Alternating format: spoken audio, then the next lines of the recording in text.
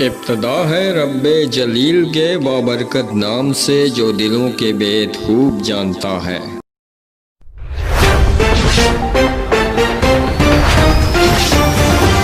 چکسواری میں مقامی marriage hall منزلہ عمارت زمین بوس، نصف سینکڑہ کے قریب افراد ملبے تلے دب گئے۔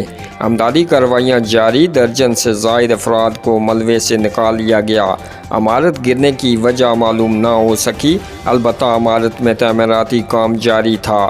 تفصیلات کے مطابق آزاد کشمیر کے ضلع میرپور کے نوائی قصبہ چکسواری میں مرکزی میرپور کوٹلی شاہراہ پر واقع مقامی میرج ہال کی 6 منزلہ عمارت نامعلوم وجوہات کی بنا پر زمین بوس ہو گئی۔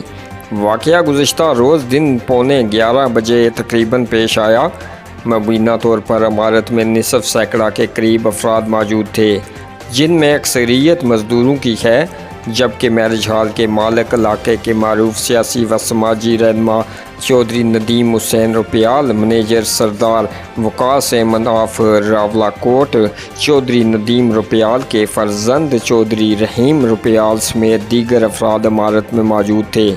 تاحال عمارت گرنے کی وجوہات سامنے نہیں آ سکی، لیکن مبینہ طور پر میرج ہال میں گزشتہ کئی ماہ سے تعمیراتی کام جاری تھا۔